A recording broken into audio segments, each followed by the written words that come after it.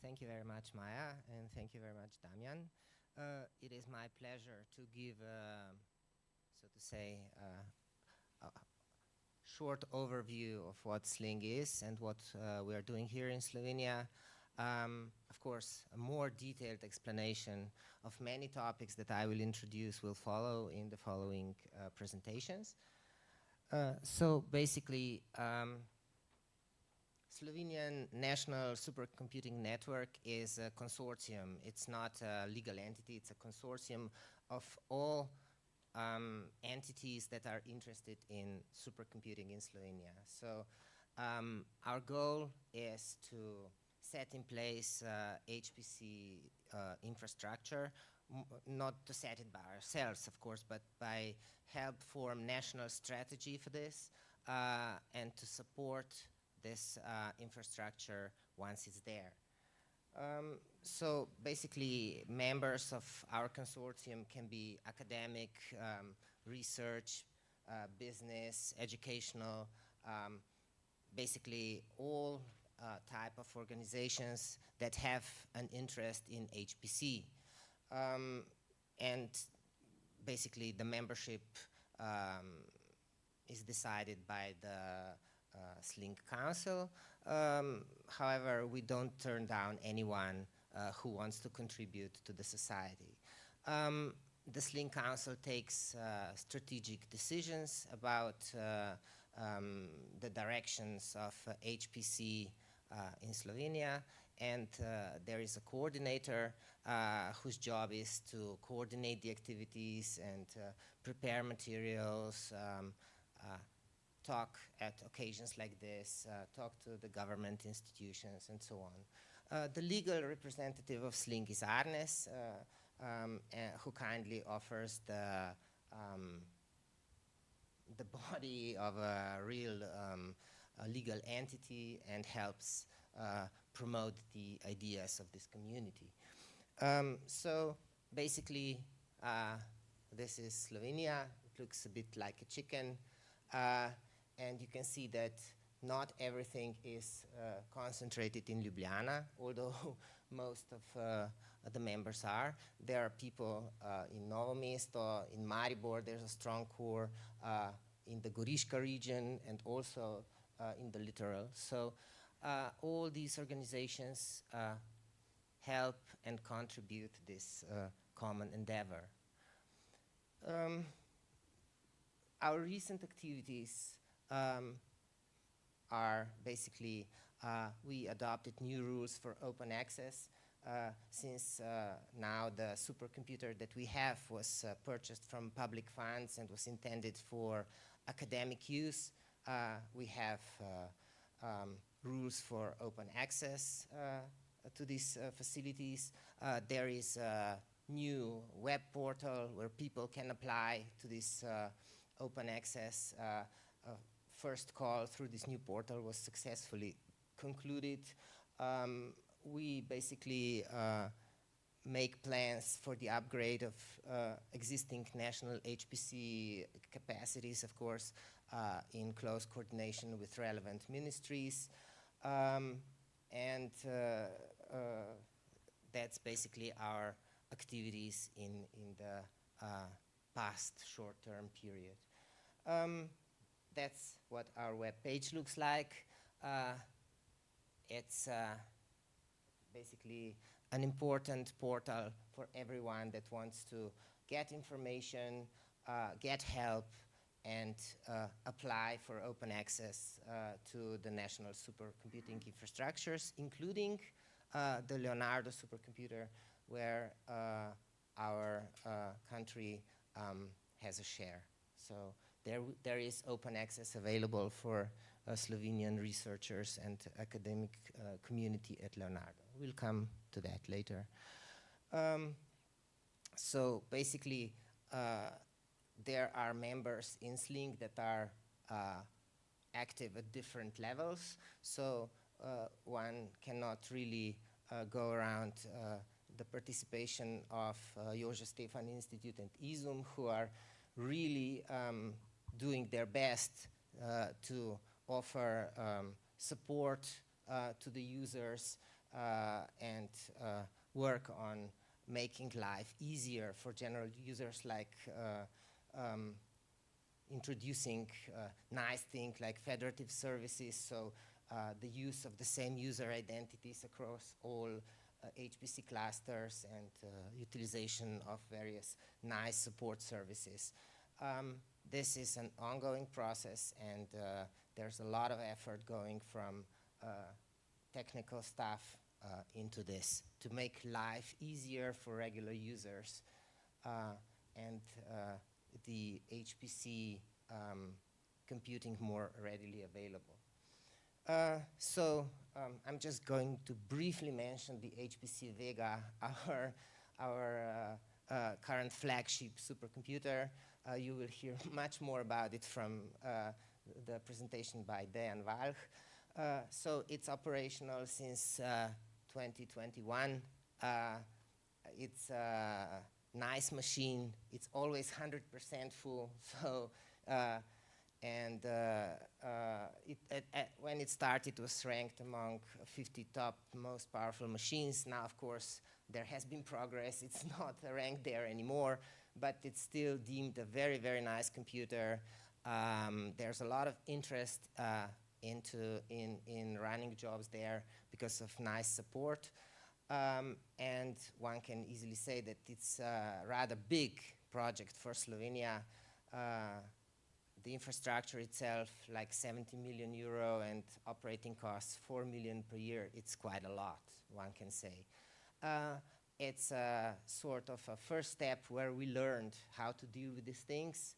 And of course, as I mentioned before, we do have plans for the future, which I will very briefly present.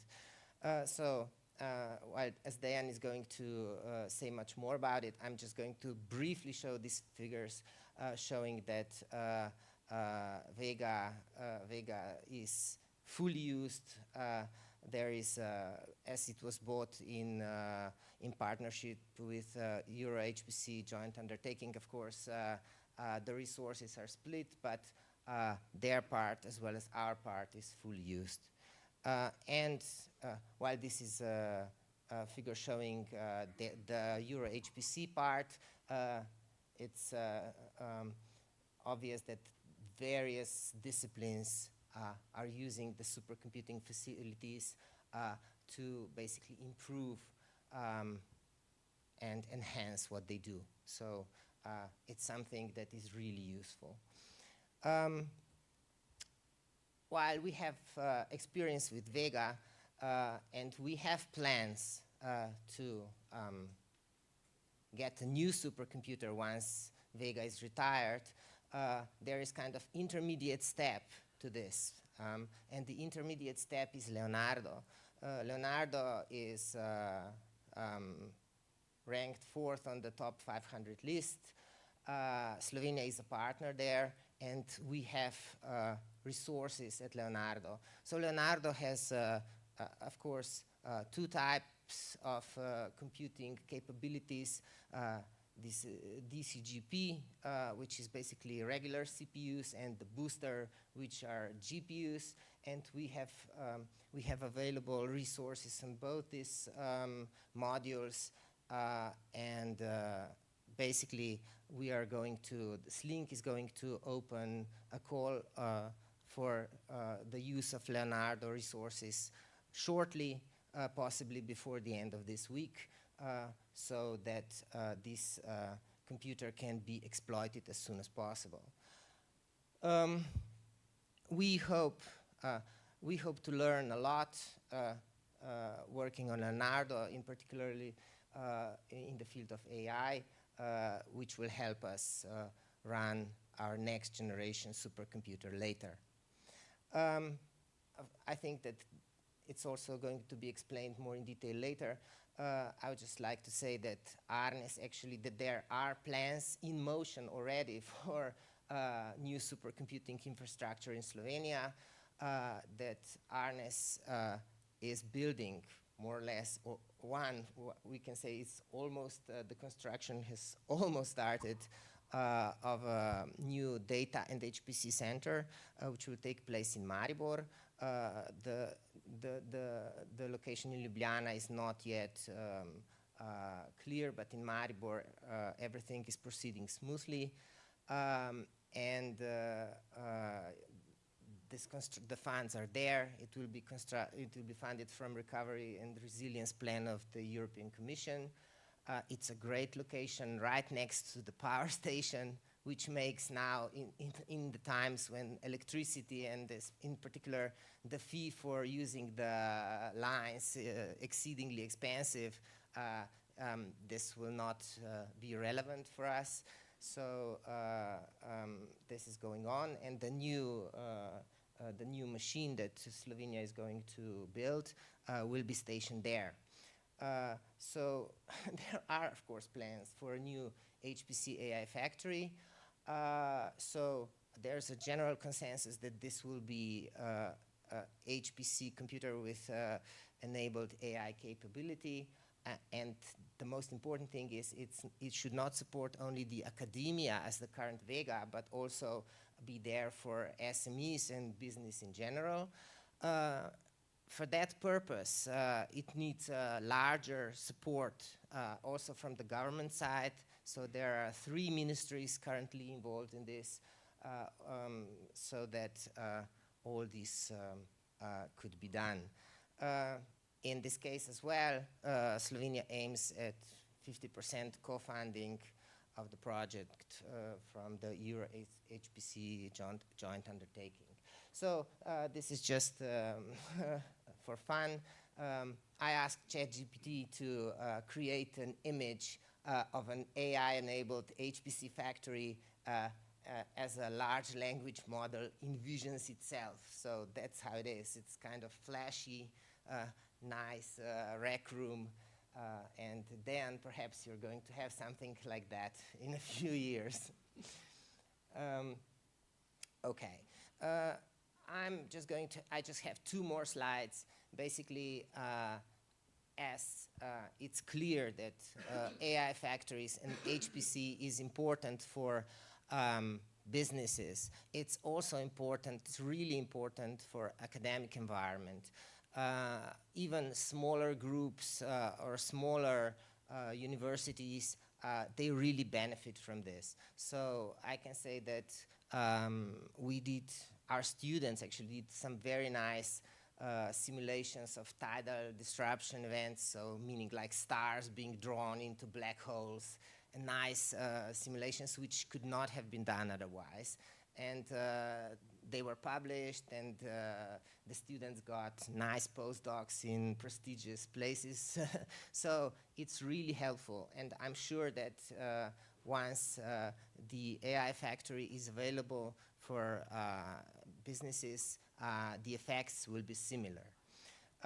So last but not least, it's not just hardware that we need. We also need people that have skills and can actually do work at the AI factory or HPC computers.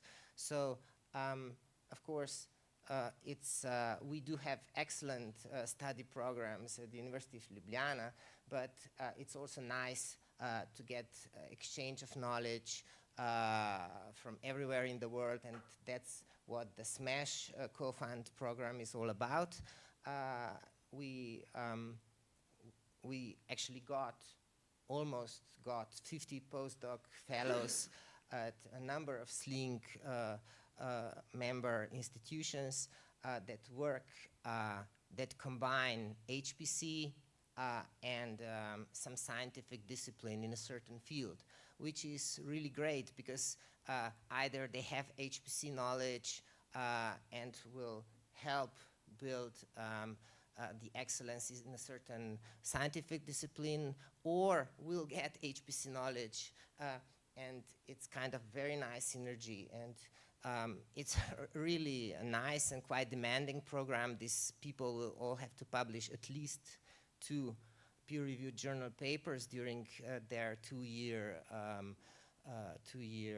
work in this program. But we do hope that some, or one could say even many of these people, will actually remain in Slovenia, make it their home and contribute to our community and to the advances in this field. So thank you very much.